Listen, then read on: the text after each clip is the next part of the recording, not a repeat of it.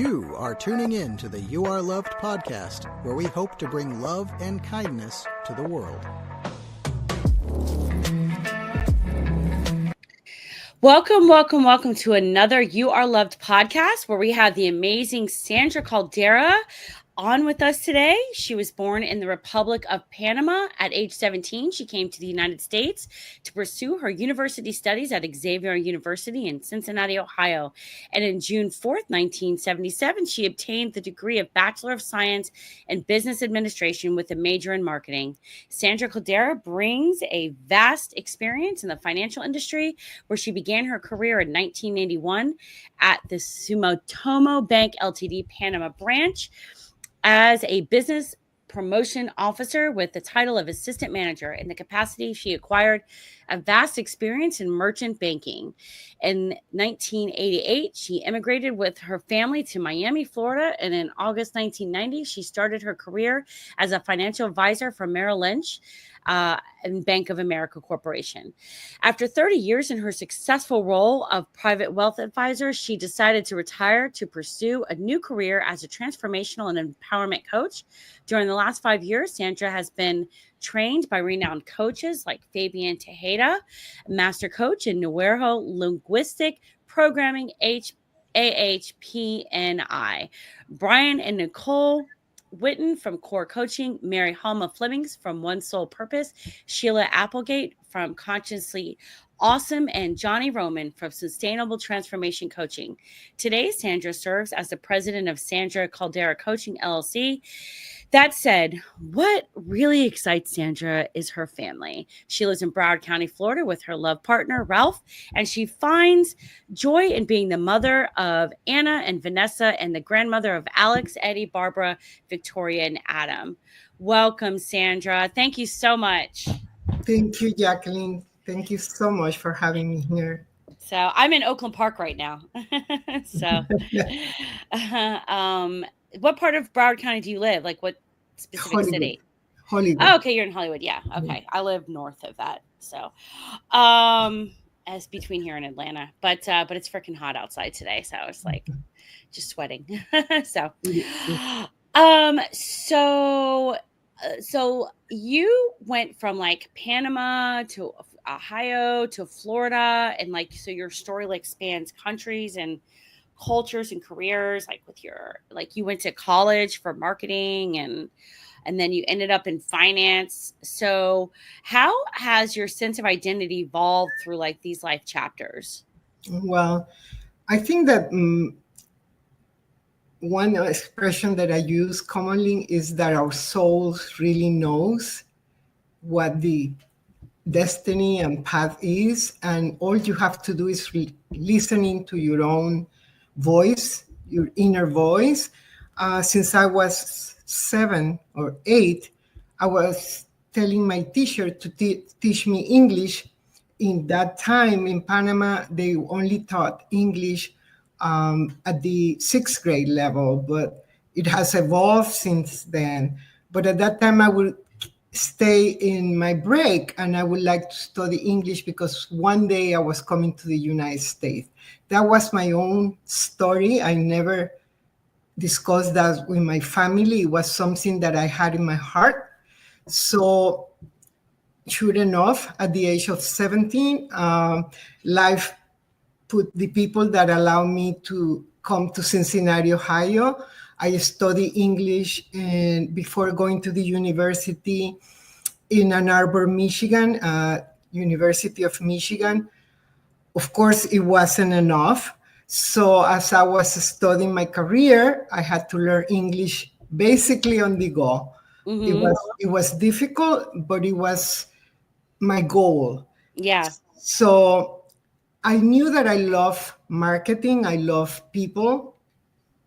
But I never knew what I was going to market. Then I got married with the father of my children, that he's from Nicaragua. In my bio, it doesn't say that I live in Nicaragua. I went through a civil war back in the 70s. And then I moved to Panama. And sure enough, the Sumitomo Bank Limited was the second largest bank in the world.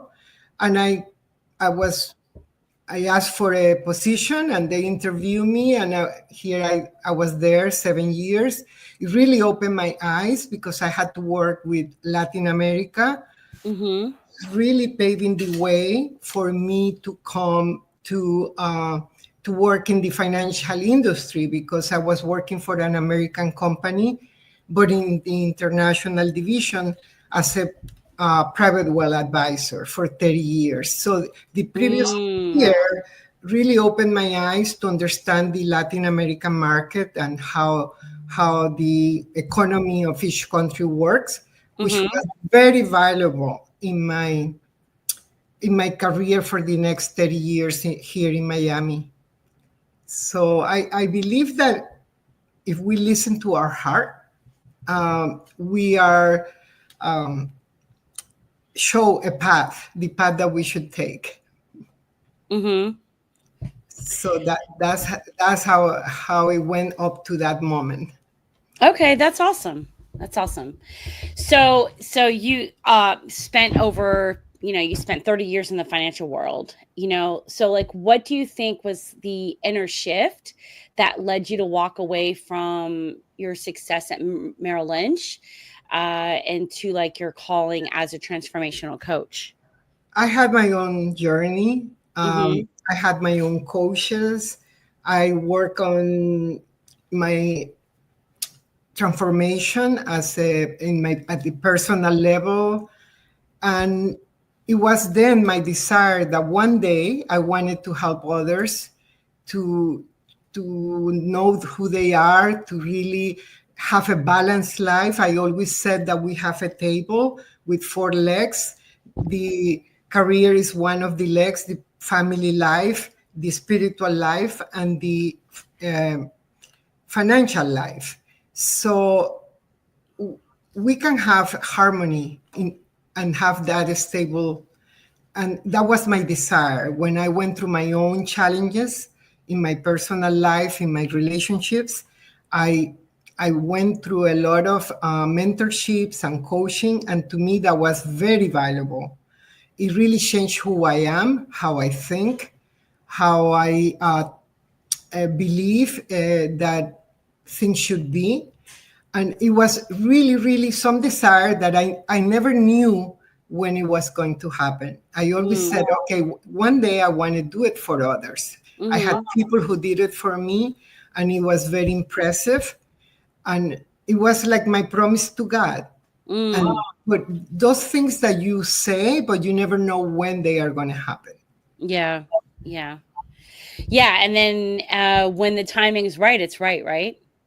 When your soul call is a calling, and it's one day, one moment. I was sitting at my desk back in 2015, Mm-hmm. and things in the company had changed, because I know that Merrill Lynch went from being an independent company to be purchased by Bank of America. Mm-hmm. Things were changing, and I had that calling one day in my desk. So I spoke to my boss, and I said, look, I want to transition in a orderly. I was trained. I had my team that I have been training for years, because I didn't want to leave my clients. They have been with me for 30 years, so I wanted somebody good to stay with them. Yeah. So it took me from 15 to execute it in 17. And then I was a consultant from 17 to 20. And then on 20, I said, this is it. Okay. Yeah. That makes sense. So that was like a slow transition to help you get out so your clients wouldn't feel abandoned and stuff like that. So they knew Yes. that it was coming because you were slowly itching your way out. Yes. And through the years, you become really not only the financial coach of your clients, you become their friends. Yeah. Really, you become a coach without having the title.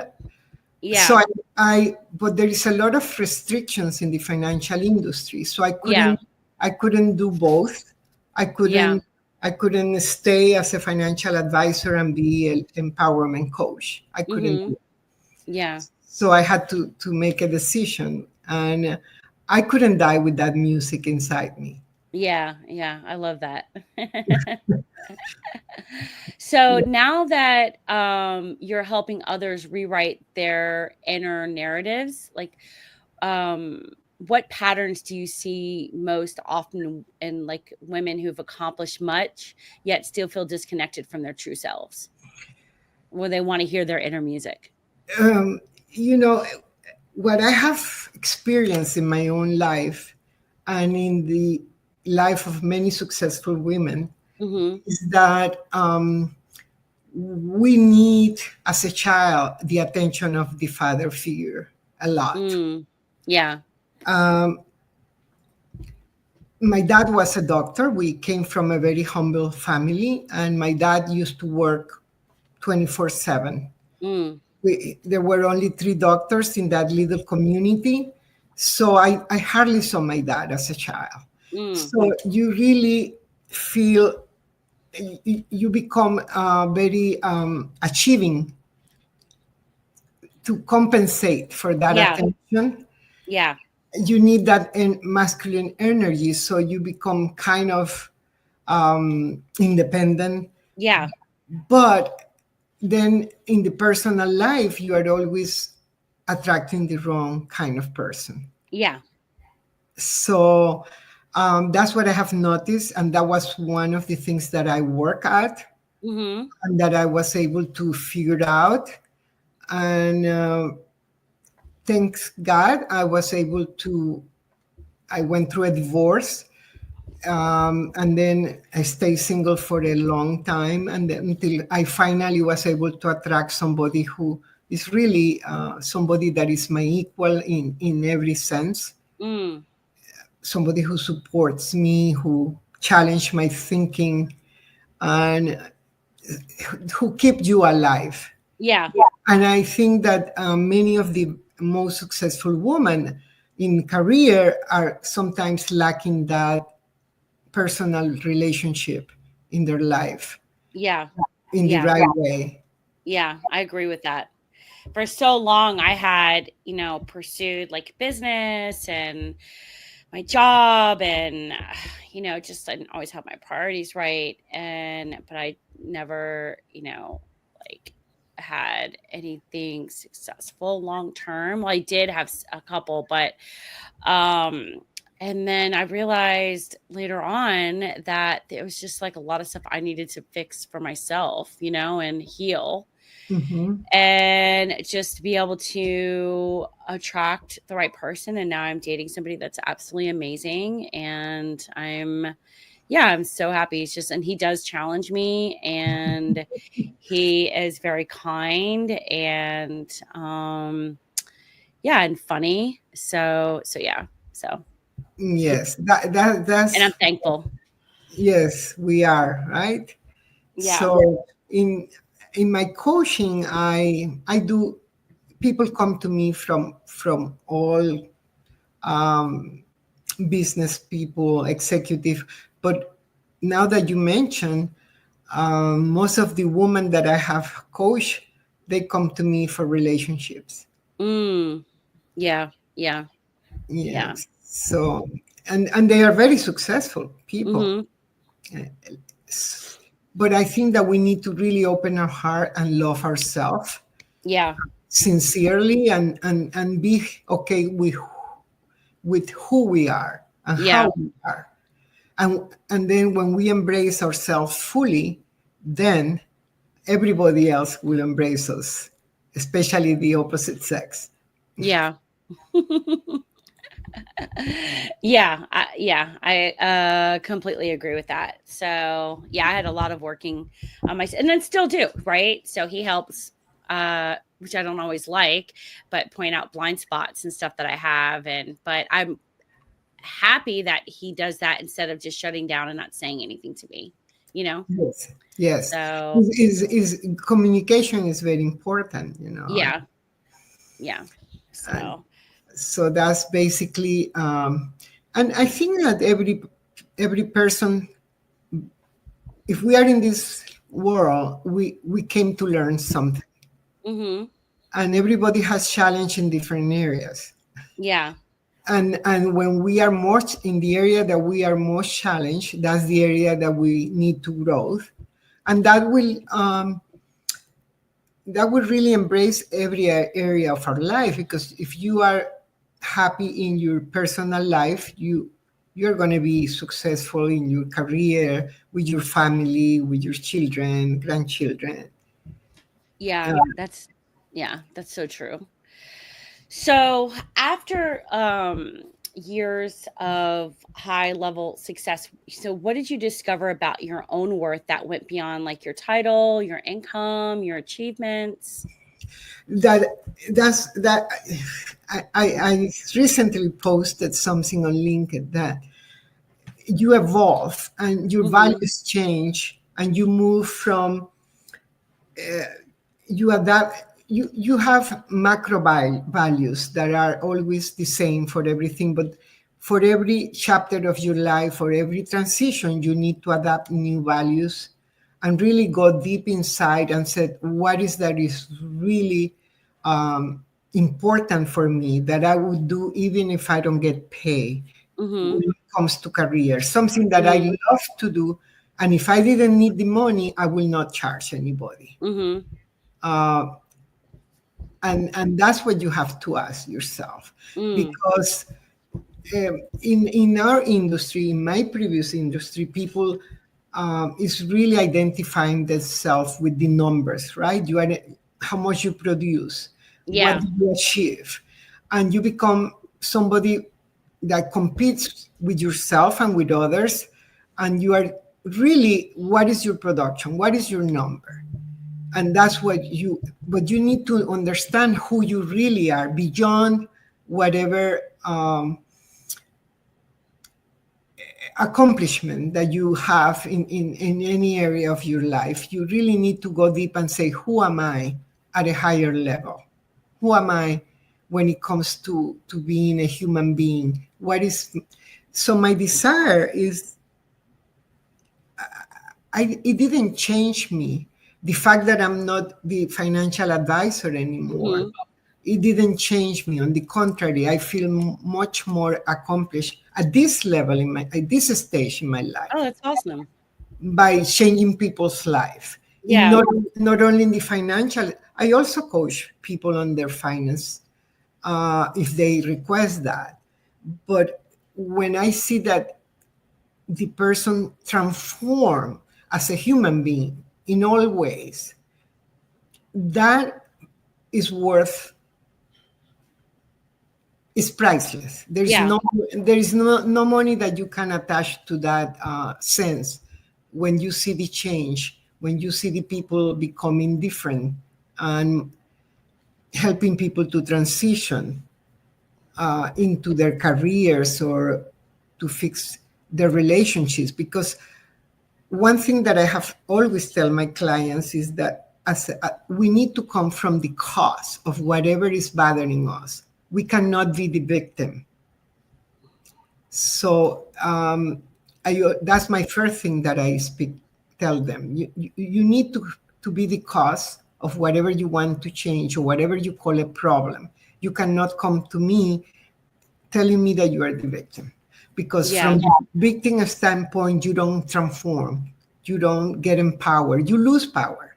Yeah. So to me, the change has I reached so many people with my posts in both in Instagram in Spanish and in LinkedIn, that whenever I get the feedback, people say thank you. I Of course, I used to get happy getting good results for my clients. It was Mm-hmm. always very rewarding, Mm-hmm. because it was a huge responsibility. But changing people's life is even a major responsibility. Yeah, for sure. So Yeah. That's a huge calling, you know? it's a huge calling, Yeah. yes. It's not about the money or the fame. It's much more than that. So, um, so now you're doing your coaching and so forth and changing people's lives. And you first studied under incredible leaders like with NLP, purpose work, conscious transformation. So which lessons do you think impacted your heart the most? And how has it changed how you serve others? Like after Well, you've been able to study underneath them? do you mean about my coaches and my teachers, Yeah, like or the people that well, that you learned from, like the leaders and stuff like that that you mentioned in your bio. Like yes, and yeah. my most impactful trainer has been Fabian Tejada, Uh-huh. because NLP has taught me so much about the subconscious, about the Uh-huh. unconscious, and it has given me techniques that are really successful in making the shift, eliminating negative emotions, limiting belief, everything that our subconscious mind believe that really stop us from going the extra mile, from attaining everything that we want. The NLP has fascinated me because it has taken me to understand what really moves the human being, and if we are not aware of what is stopping us, we can take any objective and we will not be able to achieve it. We Yeah. will. So understanding the subconscious mind has fascinated me. That's really my has been like my I changed my coaching approach once I Mm. got all the certifications on NLP. Okay. All right. So that basically helped you and how it helped you change like how you served others, right? It was through that Yes, and just being able to, yes, yeah. And yes, it's really because a lot of times we'll have blind spots that we don't even know are there. And a lot of times there's stuff that we know that other people don't know. There's stuff that other people know about us that we don't know. And then there's both. There's stuff that's blind spot that no one else knows and we don't know either. So that will come out at some point, you know? yes, and it's very enlightening to be able to see the blind spots and guide the people to see them, Yeah. and once you see them, and you I don't know if you knew that 95% of how we behave, how we think, is in our subconscious mind, and only 5% in the conscious mind. Mm-hmm. So what we need to do is bring everything that is underneath to the surface so that Mm. we can empower ourselves and transform ourselves. And it's fascinating to see how those techniques work so fast. You Mm. know, I used to have 12 sessions as a standard coaching program, and now Uh-huh. I go even lower to 8 sessions. Okay. So it's really amazing how we can do the shifting. So you do like your coaching sessions usually within like 7 to 8 sessions is what you do? 8 session is the good amount, and Okay. they last 90 minutes. Oh, okay. So is that like once a week, once a month, or? What I usually do is three sessions on a row, 3 weeks on a row, once a week, Oh, okay. and then we take 1 week off to integrate everything that has happened in those 3 weeks, and then we continue with three more, Mm-hmm. another week off, and then two more. And if the person needs, for whatever reason, because it happens, then we can go twice a month. Okay. So now, so since you are like with women and stuff like that, you work with women and men or just women or? You know, I always say I want to help women, and Uh-huh. that was my original intention, but God has a plan, and I'm surprised to see the amount of men that has come looking for me. Yeah. People that know me from the industry. Yeah. So I welcome them because they need it, and Yeah. women are more prompt to open up, Yeah. and men need to really, really trust the person they are Yeah. with to be able to open up. Yeah. 100%.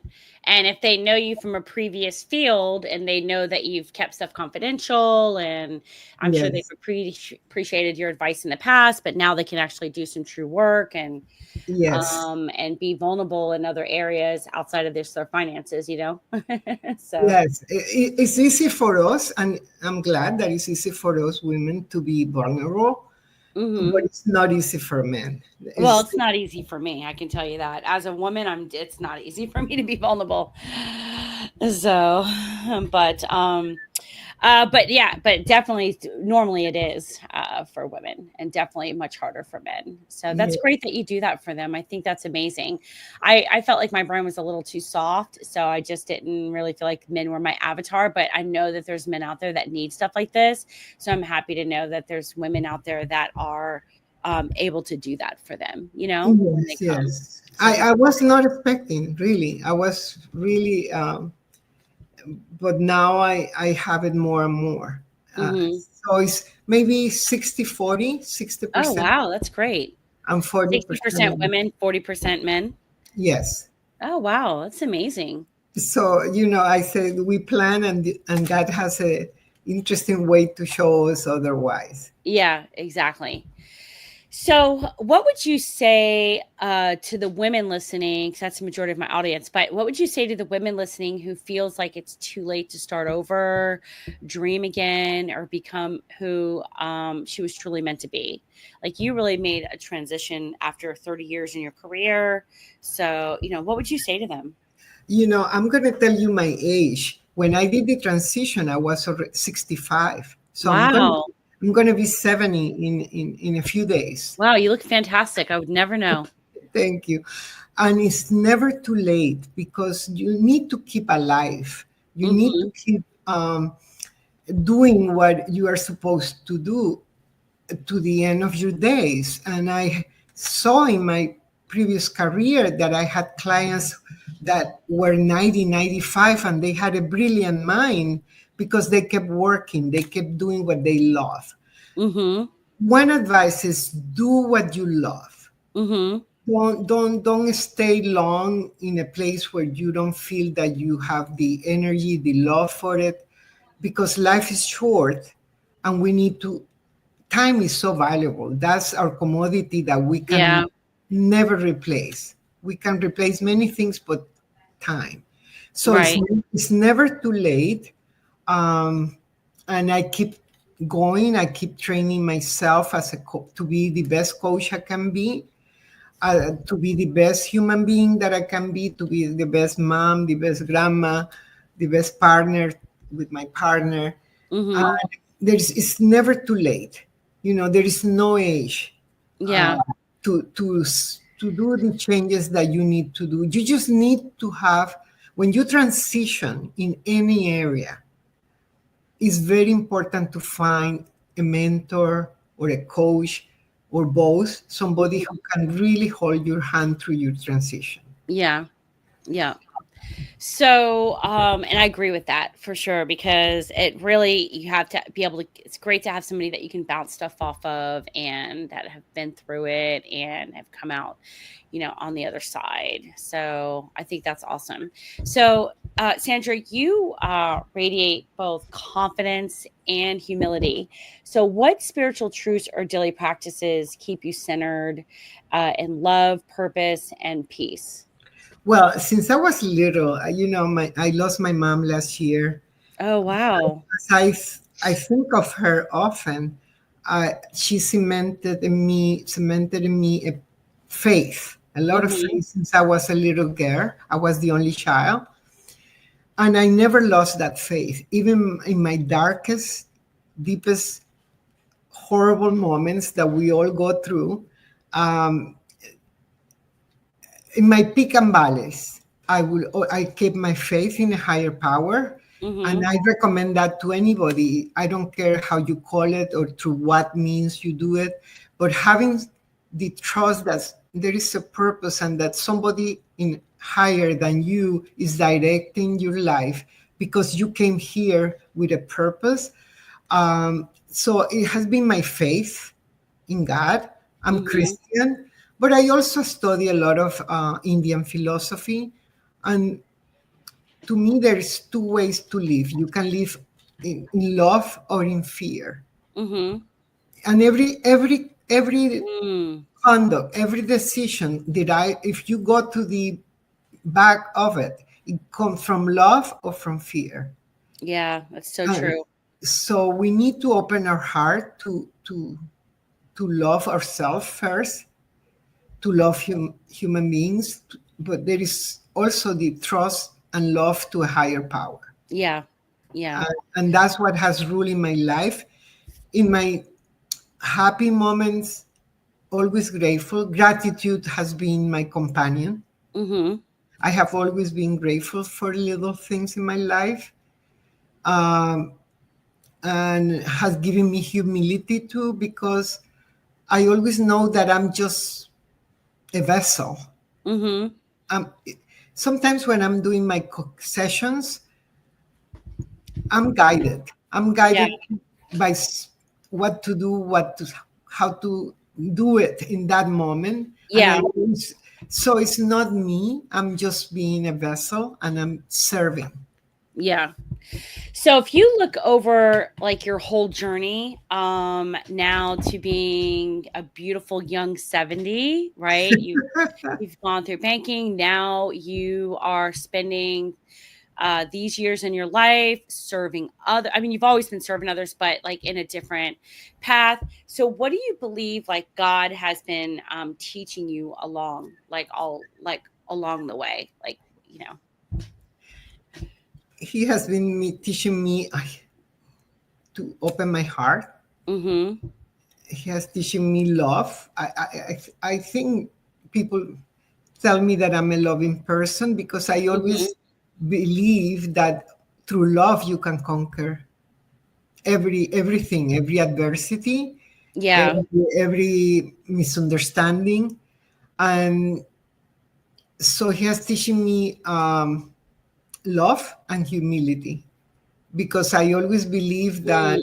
that it's not me who is doing things. I again go through that. So I'm humble because when I look back, I was born in this little town that didn't have more than 5,000 people. Oh, wow. And here I am, and in my financial career, I travel the world doing things. And I say, who am I to deserve all this opportunity, but who I'm not? Yeah. So I deserve it. I am grateful for it. And my thing is, when I meet a person, I want that person to have a before meeting me and an after meeting me. Mm. It's very important What do you mean by that? Like a before meeting you and an after meeting you? that I cause some impact that is positive for that person, either as my client. Mm. I went to lunch with one of my clients in the financial industry recently, and I hadn't seen him for over him and his wife. Mm-hmm. It drew my attention because he was telling my husband, Sandra didn't only advise us, she was always caring about as a person. She wanted to know how we were doing, how our family was. Mm-hmm. She went beyond being an advisor. And Mm. that really, because I don't do it purposely, is something that comes natural. Yeah. So when somebody says that, I pay attention because it draws my attention, because I didn't plan to do it that way. It's just who I was, Yeah. It's who you are. Yeah. who I am right now. So I always want to be that person that when you meet me, there will be a before and an Yeah. after. And I got especially you. especially as a coach, that's very Yeah. important for me. Yeah. Yeah. Yeah. Yeah. Okay. I like, so it's kind of like who they see you as like before and then who they see you as after, or who they become before and who they are before and who they become after. Who they are before and who they Okay. become after. Okay. All right. Yeah, that makes sense. Okay. I was trying to like place it all in my brain. It's like I was trying to connect the dots. Okay. So who is your ideal client? My ideal client is that person that has a lot of awareness to the point that they believe that they need to seek some support, and that they are aware that there is something that they want to change or something they want to accomplish. Mm-hmm. I am my coaching is very much guided to objectives. If you Mm. bring me a problem, I say, okay, what would you like to have instead of that problem? What is your objective? Mm. So we transform whatever a person could call a problem, we transform it to look for what objective do you want to attain and Mm-hmm. when. So it's really because I believe that we need to act, and action is very important to move us from A to C or B or L. You need to act, and if we don't act and we don't have a goal in mind, then our mind, our brain doesn't know what to do. Right. So we need to focus in a goal and go towards that goal, and then we review why haven't you been able to attain that goal. We go to the uh, reality check. What has Mm. stopped you from Yeah. achieving that goal? And then we go to actions, and then we use techniques. So my ideal client is that one that has awareness that she or he needs something, and is willing to invest in their transformation. Mm-hmm. Yeah, I mean, yeah, that makes sense. So, okay, I like that. So, if people want to find you, they can find you on your LinkedIn Mhm. at with your name, Sandra Caldera. We'll also have it in the description as well. So for people to easily find, copy and paste, or click on, or whichever YouTube and whatever site they find it on that this will be Thank you. streamed live on. So, is there any last piece of advice or anything you'd like to? Oh, let me ask you one question. One other question. Like, what book do you think changed your life? I have read so many books, but I would say somebody who really had impact on me was Wayne Dyer. Wayne Dyer. Mm. What Uh, was the book called? um, he had so many. He was in the movie Oh, The Shift. Remember that movie? The Gift. The Shift. Oh no, I don't. I never watched it. Yeah, Mm-mm. Wayne Dyer was a motivational speaker. Okay. So Okay. Oh yeah, I think I remember him, but let me his see. his whole life, his history, what he stood for, um, really touched my life. Also, Eckhart Tolle with The Power of Now. Oh yeah, that's a great book. Yes, Eckhart Tolle with The Power of Now. I love um, because I used to be on the run all the time, and in the financial industry, we always are planning what is going to happen in 1 year, in 2 years, Mm-hmm. and our mind tends to take us always in the wrong, and to be focused on the present is so impactful. Mm. To be conscious of every minute that we are in our bodies, and not be running all the time, because when we run too much, then we don't accomplish everything that we want. So we have to be more living in the moment. Yeah, The Power of Intention. That was looks like that was one of his books. Learning to co-create your world your way. Oh, of Wayne Dyer, yes. Yeah, yeah. Yes, So Wayne was an amazing being. Yes, yeah. So okay, that's amazing. and I Well, think I think that those two, Eckhart Tolle and Wayne Dyer, really impacted me in my life. okay. Is there any last thing that you'd like to share at all? Um, no, I will love to. This podcast is for ladies, right? For women. A majority probably. I mean, there's some men or whatever that listen to it as well, Well, but for it's mainly women.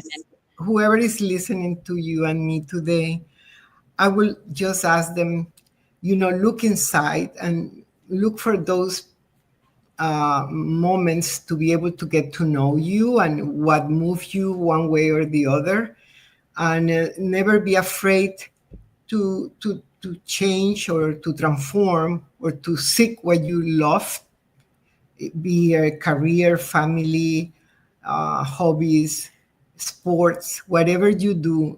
Just open your heart and do it with all you got.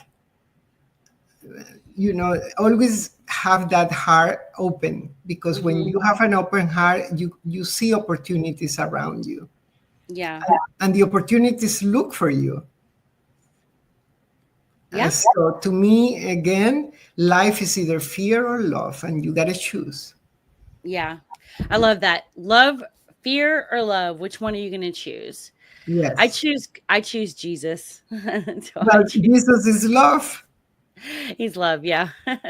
So He's you love. can't live in both at the same time. You can't live in fear and love at the same time. It's going to be one or the other. So that's amazing. Jesus has been my center since I was a little girl. Mm-hmm. And so he's pure love. Yeah. And that's what he wanted, But remember, one of the commandments is love yourself as you love your neighbor. We cannot confuse that we can love others. If we don't love ourselves, what we give to others is not real love. Yeah.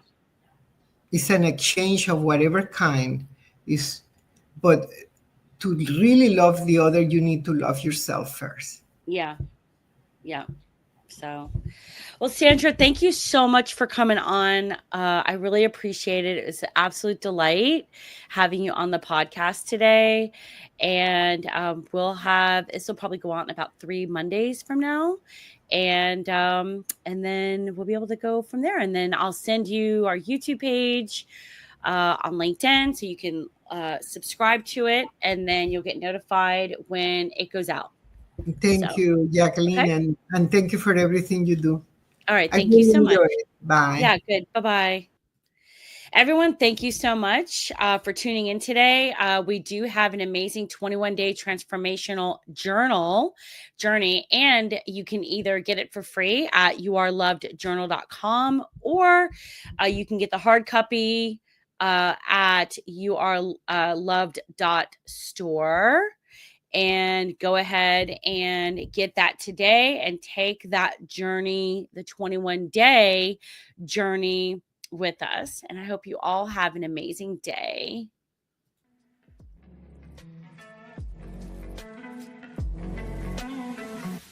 Thank you for tuning in to another episode of You Are Loved. If you have any topic ideas or would like to be a guest on the show, please hit us up on Instagram at youareloved.store.